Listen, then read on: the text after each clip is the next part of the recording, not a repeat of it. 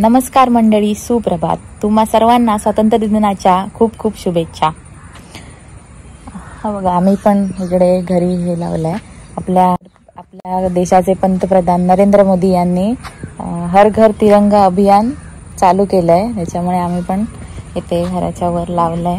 हे 13 तारीखला लावलेला, 13, 14, आज 15 तारीख. आज आम्ही संध्याकाळी तो खाली उतरवू आणि आता आपण जाऊया गावातील रणस्तंभाच्या इथे ध्वजारोहण करायला. चला. हे आमच्या कलंबिस्त गावाचं ग्रामदैवत श्री देवलिंगेश्वर मंदिर. या मंदिराच्या समोरच अगदी कलंबिस्त गावातील शहीद जवानांचा रणस्तंभ आहे आणि इथे आता स्वातंत्र्य दिनानिमित्त ध्वजारोहण करण्यात येईल. सगळेजण आता सैनिक बांधव जमलेले आहेत आणि ग्रामस्थ पण जमलेले आहेत. इथे पण साईडला बघू शकता तुम्ही, हे कलंबिस्त ज्ञान मंदिर वाचनालय आहे. इथे पण वाचनालयाचे सर्व सदस्यांनी ध्वजारोहण केलेलं आहे, करतायत. बघू शकता शाळेची मुलं पण आलेली आहेत आता सगळी. आणि 78वा आज स्वातंत्र्य दिन आहे. 77 वर्ष आपल्या देशाला पूर्ण झाली आहेत आणि आज 78व्या वर्षी पदार्पण होत आहे. आता मुलं येत आहेत. हे NCC MCC वाली सगळी मुलं आहेत शाळेची. शिक्षक आलेत, ग्रामस्थ आलेत सगळे. हे सगळे 15 ऑगस्ट 1947 रोजी आपला भारत देश इंग्रजांच्या तावडीतून मुक्त झालाय, तो हा दिवस. आणि म्हणून आज आपण स्वातंत्र्य दिन म्हणून साजरा करतो.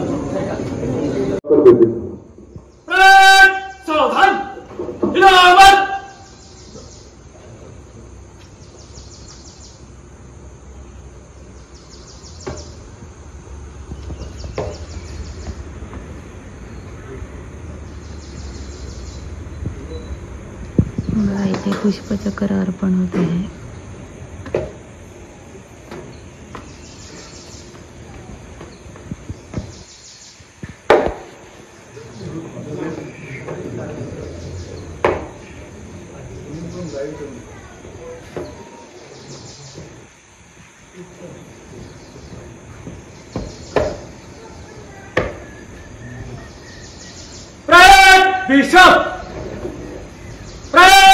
सावधान, इलाहाबाद.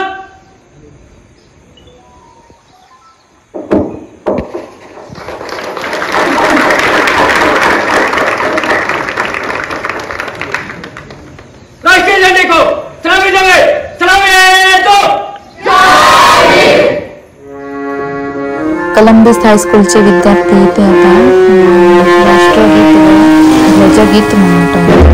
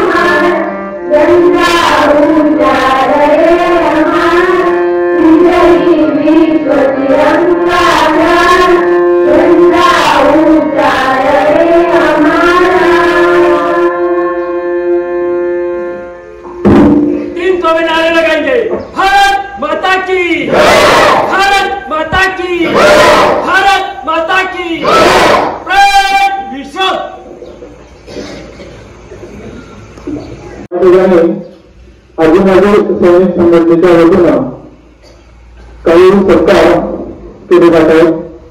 सुरुवातीचे सत्कार होते आहे सन्माननीय श्री शशिकांत भगवान सावंत. हे कमर्शियल आर्टिस्ट आहेत आणि त्यांनी इंडियन आर्ट कॉन्टेस्ट मध्ये नॉमिनेशन करून सर्टिफिकेट प्राप्त केलेलं आहे. त्याबरोबर ठाणे येथील रॉक क्रिएशनने आयोजित केलेल्या चित्रकला स्पर्धेतही त्यांनी तिसरा क्रमांक प्राप्त केलेला आहे. यांचा या ठिकाणी सत्कार होतो आहे. हा सत्कार होता सन्माननीय श्री दीनानाथ लक्ष्मण सावंत आदी माजी सैनिक संघटना अध्यक्ष यांच्या हस्ते हा सत्कार होत आहे. सत्कारवरती श्री शशिकांत भगवान सावंत.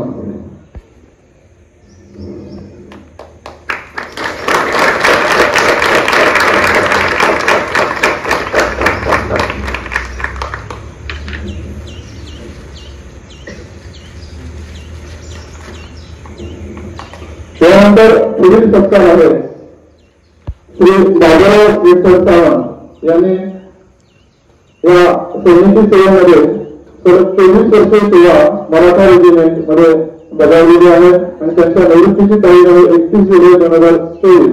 यांचाही या ठिकाणी सन्माननीय श्री अनंत श्रीराम सावंत सचिव आदी माजी सैनिक संघटना यांच्या हस्ते सत्कार होतो. सत्कारमूर्ती सन्माननीय श्री बाबूराव विठ्ठल सावंत.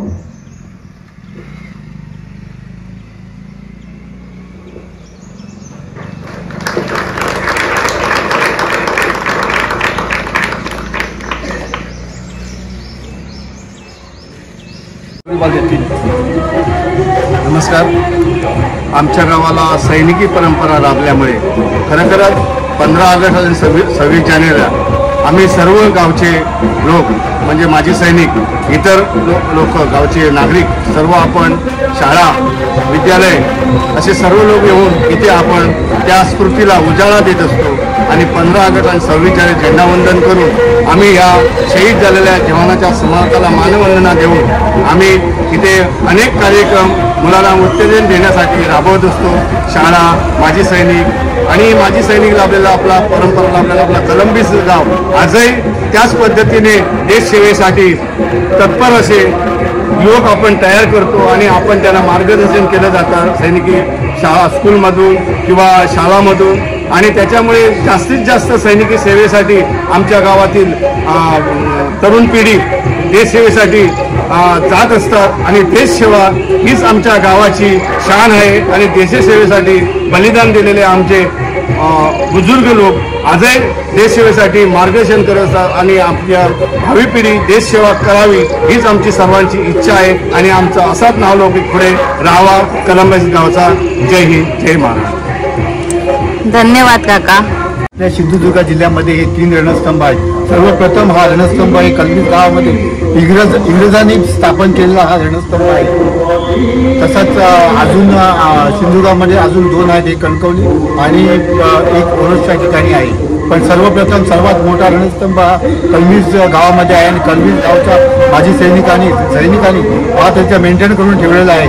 आज ज्या सिंधुदुर्ग जिल्ह्यामध्ये या रणस्तंभाची ओळख आहे. हा आमच्या कलंबीस गावातील रणस्तंभ आहे आणि जगातील पहिले महायुद्ध 1914 ते 1919 या कालावधीत चालू होते आणि त्याचे 7 कोटी सैनिकांनी सहभाग घेतला होता. त्यातील 67 सैनिक आमच्या गावातील होते आणि त्यातील 2 सैनिक हे शहीद झाले. तसेच इथे 1965 ते 1996 या कालावधीत आपल्या गावातील सैनिकांना वीरमरण आले. त्यांची या बोर्डवर इथे नाव लिहिलेली आहेत, बघू शकता.